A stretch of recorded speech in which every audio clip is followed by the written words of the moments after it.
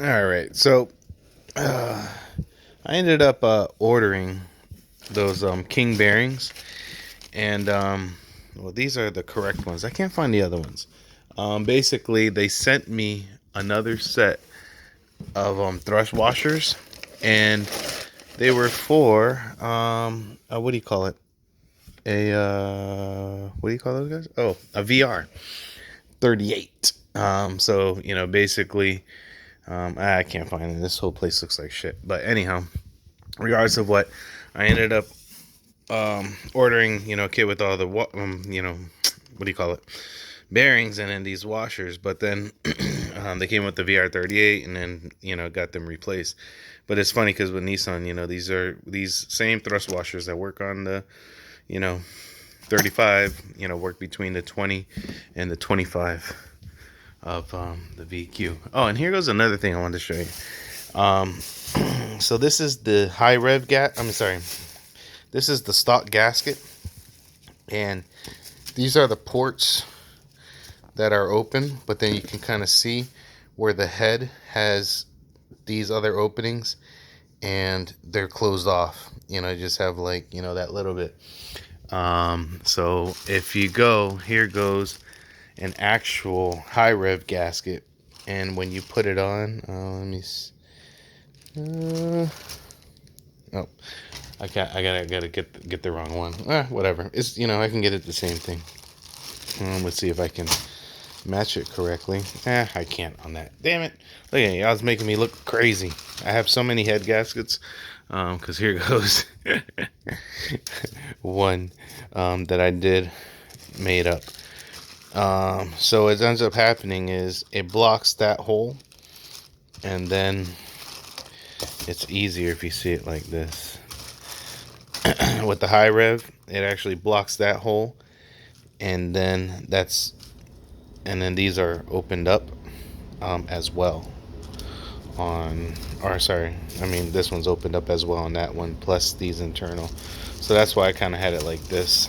I mean, if you go and you're, what do you call it there, that one is opened up, that one's opened up, this one is opened up in between the actual cylinders, so that's how we get better cooling. I'm not going to take it out and dirty it, so it's probably hard to see with the glasses, but fuck it.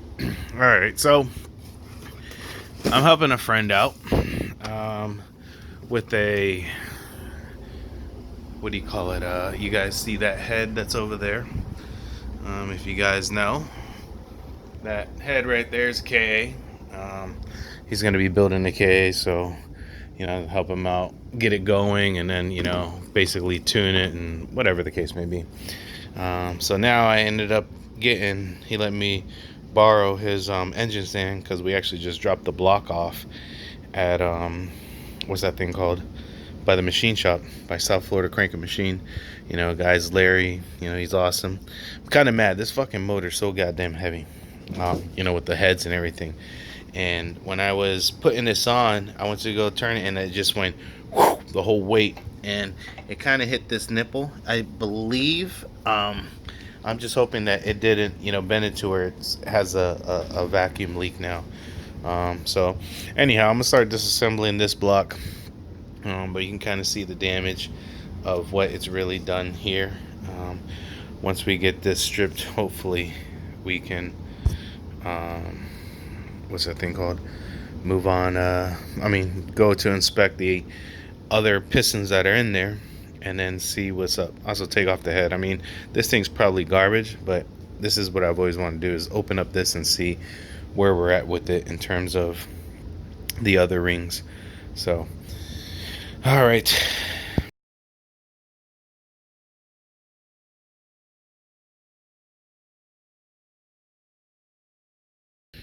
Alright, so I ended up getting the front timing cover off. I got to reuse that on the new motor. But anyhow, long story short, you can see that piston's still in there. It's just a skirt that damaged. And then you can see the rod. Woohoo, look at that. Went through there, and then same thing, broke through here. So there's only one rod that let go. Everything else is intact. Now that that piston is down there, well, it actually cracked. Never mind, I could see that crack there. I was like, oh, maybe it's still.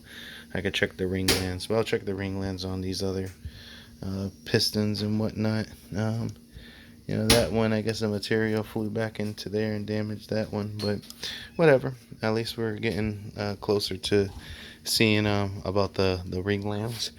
I don't know, hopefully I get this shit taken out. Alright, so I got the crank out. That was the only, what do you call it, rod that had an issue. Let's see if we can count this right. 1, 2, 3, 4, 5, 6. So I am, number 4. Looking in here, you can see, the damage that it did there. The piston cracked. There goes that. The rod, when it hit, that's what was grinding on there, and then some debris that hit that in there. But looking at these rods, they don't look twisted by the eye, similar to like how this one it did at the bottom end. You can kind of see, like right there, how it started to twist. It's kind of hard there. You can see it on the other rod. But this is just a quick eye. Now it's basically take off everything on the top to take out them pistons, and then I guess this piston squirter broke. That one obviously broke. Those were the only ones that were fine. Yeah. So at least that's what's up there. I guess a little bit of material from the shrapnel got into the bearings. So this whole block, the only thing that's salvageable is the mains. If you're not, the girdles, but everything, and even with these, those are machined to the block, and so that's why we like stock blocks, because they already have their collances from the factory. If you wanted to put those on a different motor, you would have to do a line bore, and that's just more money and whatever the case. But fuck it. So I'm gonna see if I can get this heavy ass motherfucker turned over, hopefully with the crank out, and it's a little bit lighter, and shit don't fall on my toes. Even though this is a half ton, that one over there is 750.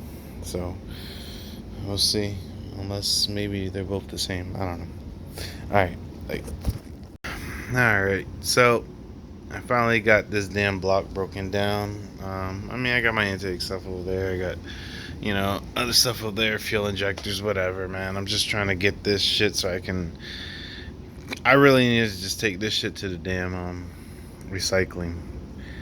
Get some, a little bit of money. But anyhow, long story short, here goes number 4. Totally cracked. You can see it kissed the valve right up there. That valve that it kissed, it was this one here. It's bent now, so essentially this head is no good. And you can also tell, look at that plug is good, that plug dead, and then that plug was good. It's funny with the E85, man. You can see how it really cleans up the pistons. And then this side was, untouched. So that head's good, but I don't really give a shit. So now this is piston number 2.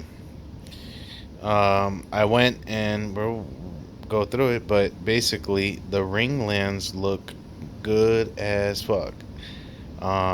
So regarding the tune and timing and everything, it's conservative timing. I am still making some decent power for where it's at, but yeah, for the most part, this is why I really wanted to open this up, because I wanted to look at these ring lands and see how that all went. That was one thing. I guess we could look at the rod, straight. So the factor of it really, could have been a buildup of heat. as well, and that's what, maybe made the rods weak, or weaker. That's basically where we're at. So at least I know with the tune, it's good. These pistons, I need to double check because these carry the same bore as the 3.7s. And I imagine that they're going to be the same damn piston. So if you hear about those 3.7s, those 3.7s, the HR, the high rev rods are much fatter, thicker. The crank's bigger too, like the journals. It's really the stroke that they changed on those motors to get it, what do you call it, 0.2 tenths, bigger than what this is.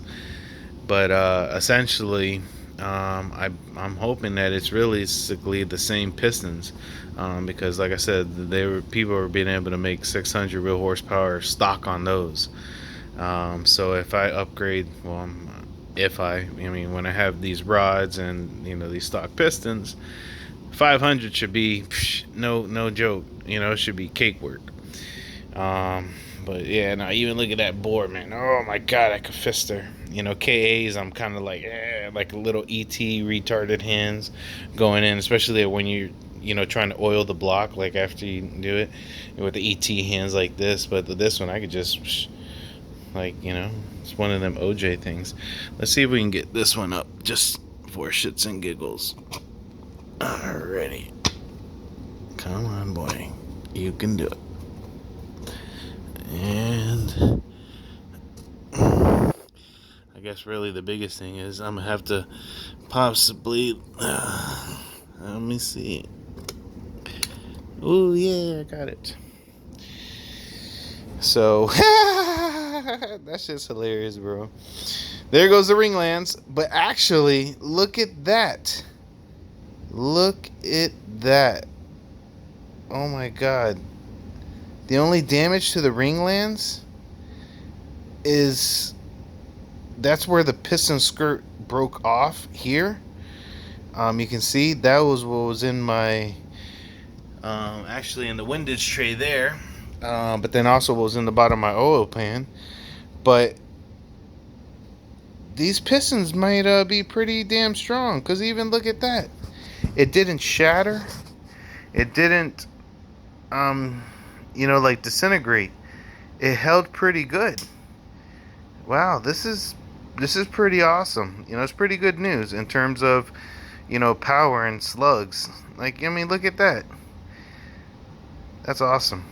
It's very awesome. So I'm feeling more confident now that this motor is gonna last at 500 with these little aftermarket cheap rods. I'm